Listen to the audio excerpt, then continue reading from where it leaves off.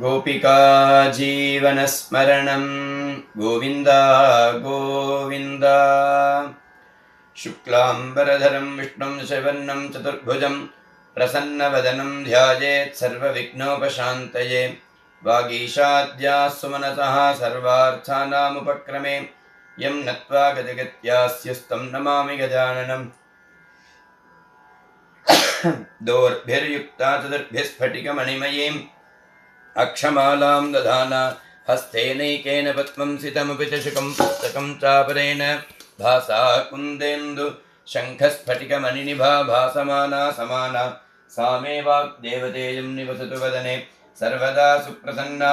जन्माद्यस्य यतोऽन्वयात् इतरतश्चार्थेष्वभिज्ञस्वराट् तेने ब्रह्महृदाय आदिकवये मुह्यन्ति यत्सूरयः तेजो वारिवृधां यथा विनिमयो यत्र त्रिसर्गो मृषा धाम्ना स्वेन सदा निरस्तकुहकं सत्यं परं धीमहि धर्मः प्रोज्झितकैतवोऽत्र परमो निर्मत्सराणां सतां वेद्यं वास्तवमत्र वस्तु शिवदं तापत्रयोन्मूलनं श्रीमद्भागवते महामुनिकृते किं वा परैरीश्वरः सद्यो हृत्यवरुध्यते त्रिकृतिभिः शुश्रूषभिस्तत्क्षणात् निगमकल्पतरोर्गलितं फलं शुकमुखात् अमृतद्रवसंयुतं पिबत भागवतं रसमालयं मुहुरहो रसिकाः भुवि भावुकाः।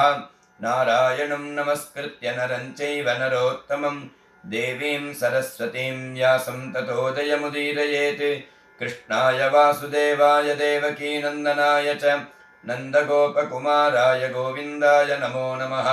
नमः पंकजनाभाय नमः पंकजमालिने नमः पंकजनेत्राय नमस्ते पंकजाङ्घ्रये। गोपिका जीवनस्मरणं गोविन्द गोविन्द।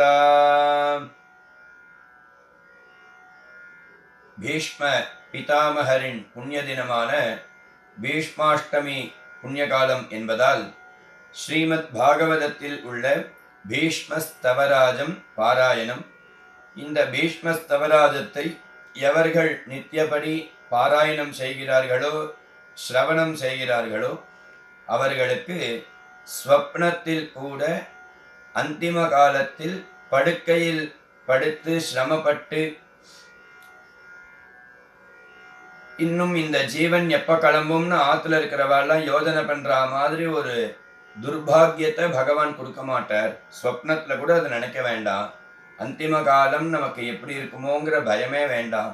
அனாயாசமா நமக்கு அந்திம காலம் கிடைக்கும் அப்படின்னு சொல்றது அந்த பீஷ்மஸ்தவராஜம் பாராயணம்.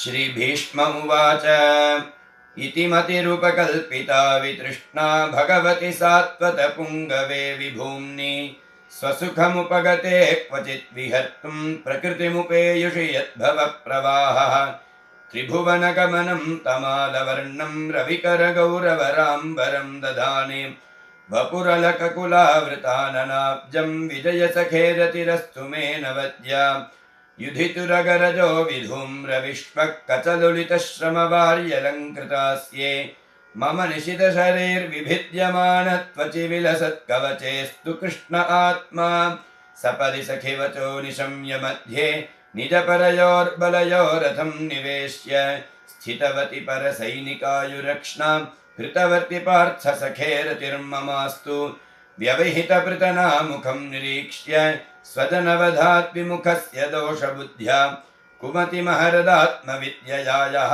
चरणनिरतिः परमस्य तस्य मेस्तु स्वनिगममपहाय मत्प्रतिज्ञामृतमधिकर्तुं नवप्लुतो रथस्थः धृतरथचरणोऽभ्ययाच्चलद्गुः हरिरिव हन्तुमिभं गतोत्तरीयः शितविशिखसहतो विशीर्णदंशः क्षतदपरिप्लुत आततायिनो मे प्रसभमभिससारमद्वधार्थं स भवतु मे भगवान् गतिर्मुकुन्दः विजयरथकुटुम्ब आत्मतोत्रे धृतहयरश्मिनित्तच्छ्रिये भगवति रतिरस्तु मे मुमूर्षोः यमिह निरीक्ष्य हता गताः स्वरूपं ललितगतिविलासवल्गुहास प्रणयनिरीक्षणकल्पितोरुमानाः कृतमनुकृतवत्य उन्मदान्धाः प्रकृतिमगन् किल यस्य गोपवद्भः मुनिगणनृपवर्यसङ्कुलेन्तः सदस्ति युधिष्ठिरराजसूय येषाम्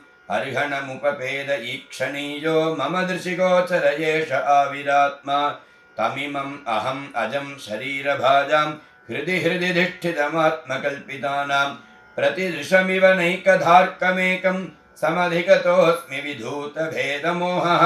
सूत उवाच कृष्ण एवं भगवती मनोवाक्दृष्टिवृत्तिभिः आत्मन्यात्मानमावेश्य सोऽन्तश्वास उपारमते सम्पद्यमानमाज्ञाय भीष्मं ब्रह्मणि निष्कले सर्वे बभूवस्ते तूष्णीं वयांसीव दिनात्यये तत्र दुन्दुभयो नेदुः देवमानवमादिताः शशंसुः साधवो राज्ञां खात्पेतुः पुष्पवृष्टयः तस्य निर्हरणादीनि सम्परेतस्य भार्गव युधिष्ठिरः कारयित्वा मुहूर्तं दुःखितो भवति तुष्टुर्मुनयो हृष्टाः कृष्णं तद्गुह्यनामभिः ततस्ते कृष्णहृदयाः स्वाश्रमान् प्रययुः पुनः ततो युधिष्ठिरो गत्वा सह कृष्णो गजाह्वयं पितरं सान्त्वयामास गान्धारीं च तपस्विनीं पित्रा चानुमतो राजा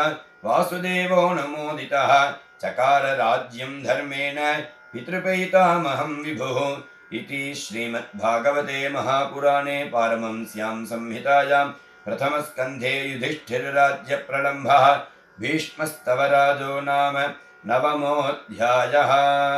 गोपिका जीवनस्मरणं गोविन्द गोविन्द कुञ्जविहारी लाल की जय। जय बोलो राधा रानी की जय।